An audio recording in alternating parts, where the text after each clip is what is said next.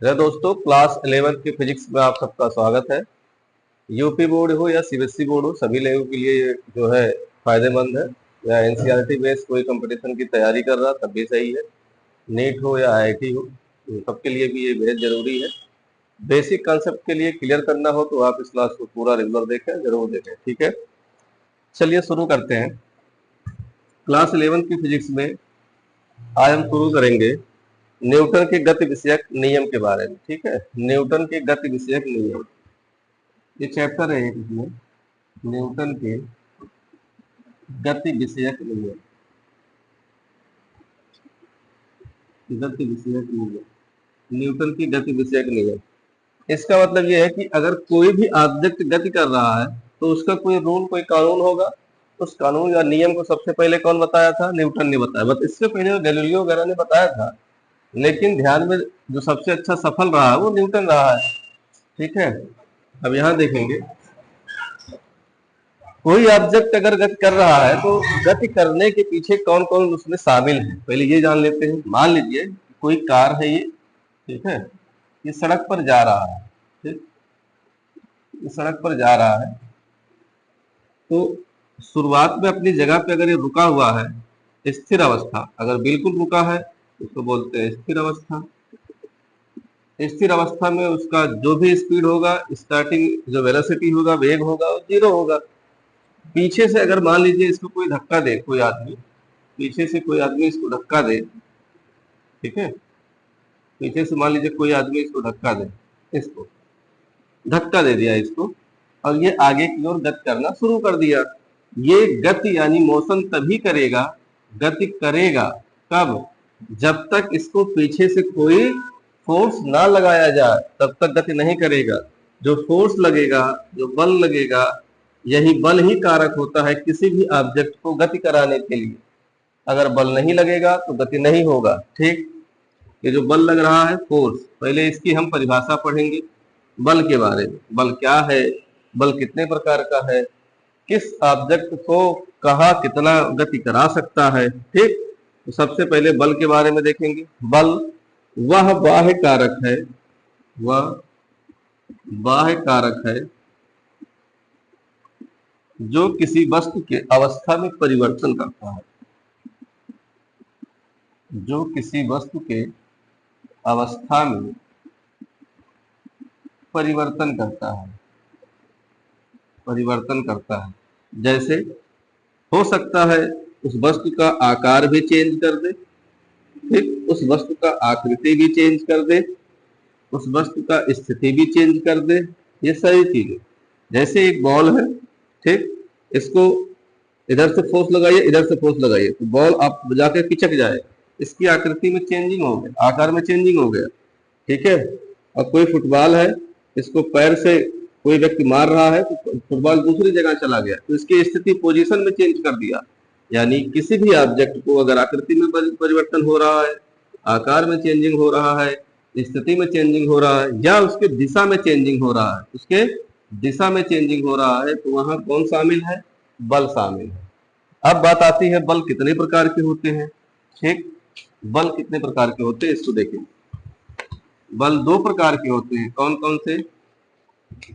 बल 2 प्रकार के होते हैं। बल 2 प्रकार के होते हैं। कौन कौन से बल? एक होता है जो बैलेंस फोर्स होता है, एक होता है अनबैलेंस फोर्स होता है। ठीक है, एक होता है बैलेंस, एक होता है अनबैलेंस। मतलब ये संतुलित बल और एक असंतुलित बल। बैलेंस फोर्स उसे हम कहेंगे जो किसी भी बॉडी पे अगर इधर से फोर्स लगा, इधर से फोर्स लगा F1, F2, इधर से फोर्स लगा F3, इधर से फोर्स लगा F4, कहीं भी अगर फोर्स इस पर लग रहा है तो ये अपना जगह कहीं छोड़ करके ना जाए, या अपना आकार ना बदले, या अपनी आकृति ना बदले, जैसा है वैसा रहे, कुछ भी चेंजिंग ना हो। यानी इस पर लगने वाले जो फोर्स हैं सब अंततः लास्ट में क्या हो जाए? 0 हो जाए। इसको बोलते हैं बैलेंस फोर्स। और बैलेंस फोर्स जहां भी लगेगा वो कभी भी ना मोशन करेगा, ना उसका शेप परिवर्तन होगा, कुछ नहीं होगा, जैसे का तैसा रहेगा। अनबैलेंस फोर्स में जैसे कोई ऑब्जेक्ट है, फोर्स लग रहा है F1, फोर्स लगा F2, फोर्स लगा F3, फोर्स लगा F4। अगर इसमें फोर्स लग रहा है तो इसके शेप में भी चेंजिंग होगा, इसके दिशा में भी चेंजिंग होगा, इसके पोजीशन में भी चेंजिंग होगा, वह अनबैलेंस फोर्स आएगा। और अनबैलेंस फोर्स ही जिम्मेदार होता है किसी भी ऑब्जेक्ट के मोशन के लिए, किसी भी ऑब्जेक्ट के गति के लिए। ठीक है, अनबैलेंस फोर्स ही जिम्मेदार होता है। जैसे मान लीजिए दो व्यक्ति हैं, रस्सा कस्सी का खेल है, वो इधर अपने ओर खींच रहा है, उधर अपने ओर खींच रहा है। अगर दोनों बराबर खींचेंगे तो रस्सा जो व्यक्ति रस्सी के बीच में ना ये जीतेगा ना वो जीतेगा। अगर अनबैलेंस एक का बल ज्यादा लगा एक का कम हुआ तो तब गति होगा, एक खींचेगा दूसरा गिर जाएगा, तो अनबैलेंस फोर्स में ही गति होगा। ठीक है, अब आते हैं बल के मात्रक के बारे में। बल का मात्रक क्या है? बल का मात्रक क्या है जानेंगे कैसे कि ये बल ही है। बल का मात्रक, ठीक, बल का मात्रक होता है न्यूटन। न्यूटन लिख हो जाता तो इसका हो गया न्यूटन। अगर कोई ऑब्जेक्ट जिसका वजन m है, मतलब द्रव्यमान 1 है, m है, और ये a त्वरण से गति कर रहा है, इसके पीछे लगने वाला जो फोर्स होता है F बराबर m इंटू ए। याद करने का तरीका, फादर बराबर माता माँ। m का क्या होता है किलोग्राम, a का क्या होता है मीटर पर सेकंड स्क्वायर, तो F बराबर क्या मिला किलोग्राम मीटर पर सेकंड स्क्वायर। ये भी मात्रक यूनिट है MKS पद्धति में, और ये भी एक मात्रक है न्यूटन। ठीक है, इसमें आपसे कक्षा 11 में पूछा जाता है कि इसका आप हमें क्या बताइए, हमें बीमा बताइए। बीमा कैसे निकालोगे? बीमा कैसे निकालोगे बाबू? F बराबर m इंटू ए। एम माने द्रव्यमान, द्रव्यमान का बीमा कितना होता है डायमेंशन ए। m a का कितना होता है LT के पावर -2, तो क्या मिला m LT के पावर m LT के पावर -2। चलिए, और कोई मात्रक होता है इसका? हाँ, इसका मात्रक और होता है, एक सीजीएस पद्धति में पूछा जाता है, इसका मात्रक होता है डाइन। ठीक है, एक सीजीएस पद्धति में इसका मात्रक होता है डाइन। 1 न्यूटन बराबर 10 की घाते 5 डाइन, ये भी एक मात्रक है उसका। ठीक है, काम आएगा। ये तो रहा बल के बारे में, बल तो आप जान गए। अच्छा, अब शुरुआत करते हैं। जैसे किसी भी ऑब्जेक्ट पे जैसे आप बल लगाए हैं तो तुरंत वो गति नहीं करना शुरू कर देगा, है ना। एक पॉइंट आएगा उसका विरोध करेगा वो। कब? देखिए, कोई ऑब्जेक्ट ये है, इसका वजन मान लीजिए m है, एक यहाँ पे छोटा दूसरा ऑब्जेक्ट है, इसका द्रव्यमान है m। यहाँ आपने फोर्स लगाया, यहाँ भी फोर्स लगाया, इसको जैसे बल लगाया सेम, मान लीजिए यहाँ 10 न्यूटन का बल लगाया, यहाँ भी 10 न्यूटन का आपने बल लगाया। जैसे ही 10 न्यूटन आप लगाएंगे, ये छोटा है ये बड़ा है, इसका वजन ज्यादा है, मान लीजिए 20 किलोग्राम का है और ये 5 किलोग्राम का है, ये तुरंत अपनी जगह छोड़ करके लुढ़कने लगेगा, आगे की ओर जाने लगेगा। लेकिन ये कुछ देर बाद जाएगा या जाएगा ही नहीं अगर इस कम बल लगा। तो ये क्या करता है, लगाने वाले बल का विरोध करता है, कहता नहीं मैं जहां हूं जैसा हूं वहीं बना रहूंगा, मैं तुम्हारे कहने पे नहीं जाऊंगा। ठीक है, तो जो ये इसकी प्रॉपर्टी है कि तुम मुझे यहाँ से अलग दूसरी जगह ले जाना चाहते हो, उसका मैं विरोध करूंगा। ये जो विरोध करने की प्रॉपर्टी है यही कहलाता है जड़त्व, इनर्शिया। जड़ बना करके जो रखे वही होता है जड़त्व, है ना।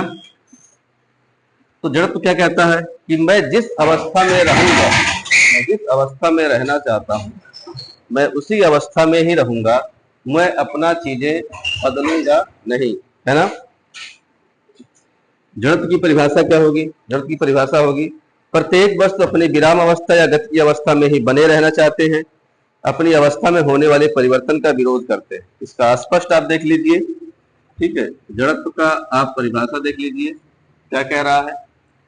कोई भी वस्तु हो, ठीक है, कोई ऑब्जेक्ट हो, कोई वस्तु है, कोई वस्तु अपनी अवस्था को बनाए रखना चाहते हैं, अपनी अवस्था को बनाए रखना चाहते हैं, बनाए रखना चाहते हैं। ठीक है, कब तक बाबू अपनी अवस्था को बनाए रखना चाहते हैं? जब तक कि उस पर कोई बाह्य बल ना लगाया जाए। ठीक है, जब तक उस पर बाह्य बल ना लगाया जाए, बाह्य बल ना लगाया जाए।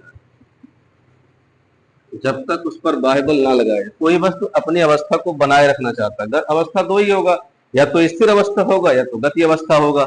वो कब तक? जब तक उस पर बाह्य बल ना लगाया जाए।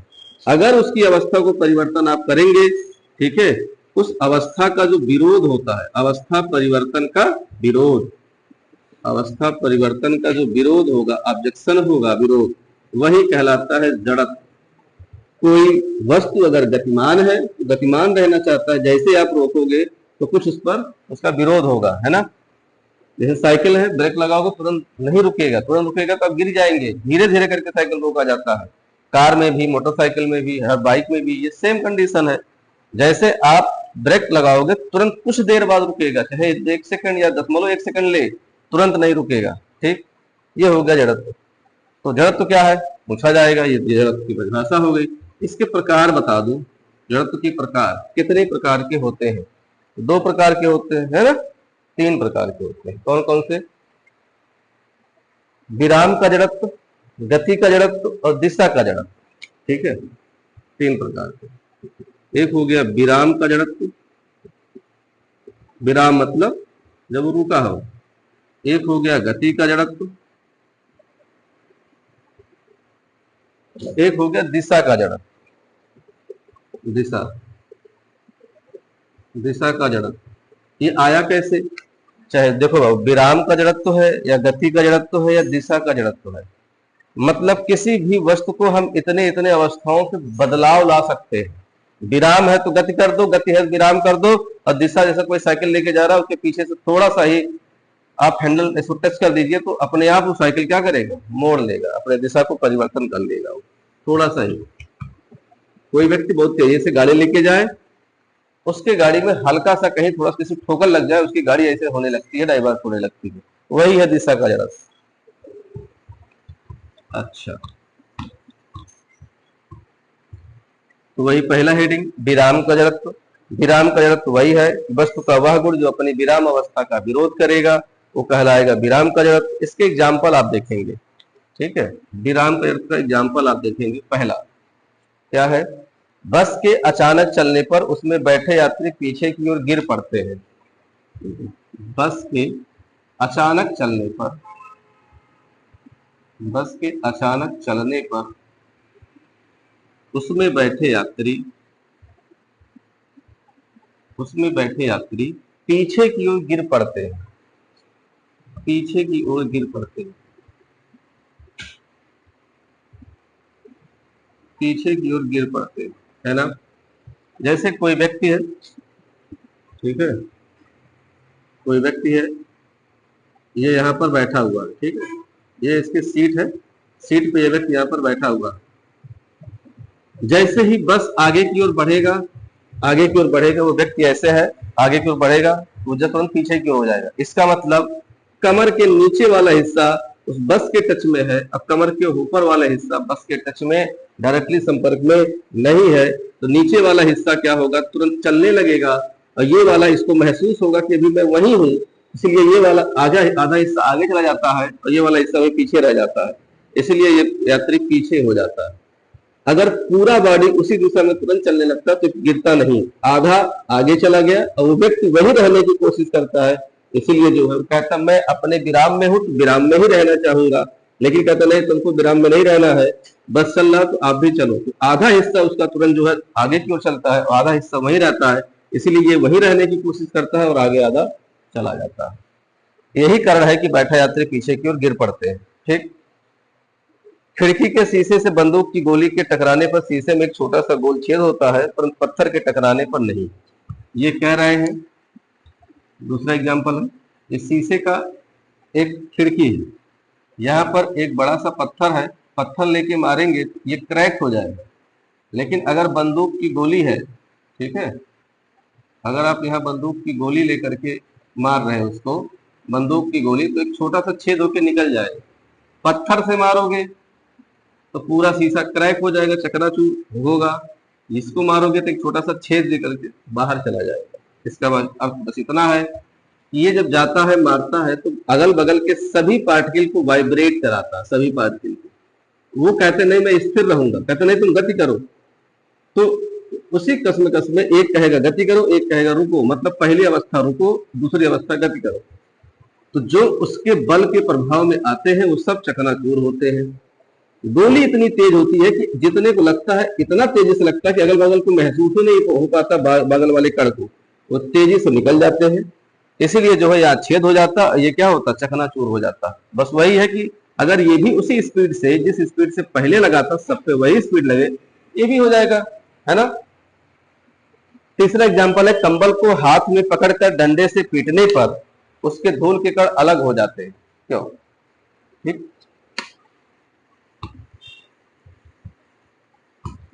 तीसरा एग्जाम्पल है, कंबल को पकड़कर हाथ से पीटने पर, जैसे एक कंबल है, ठीक, जो कोई व्यक्ति है इसको हाथ से पकड़कर डंडा लेकर के इसको पीट रहा है, कंबल को पीट रहा है, तो जहां कंबल को हाथ से मारेगा धूल वहां से नीचे गिर जाएगा और बाकी कंबल साफ हो जाएगा।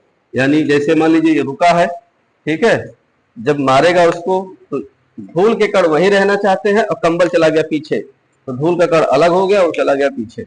अगर धूल के कण भी उसी दिशा से गतिमान हो जाते उसी वेग से, तो वो भी वहीं गिरते नहीं, लेकिन वो धूल के कण सोचते हैं वहीं रहेंगे। अब कंबल क्या करता है, तेजी से जैसे मारोगे तो कंबल पीछे चला गया लेकिन धूल वहीं रह गया, इसलिए वो अलग हो गया, ये अलग हो गया।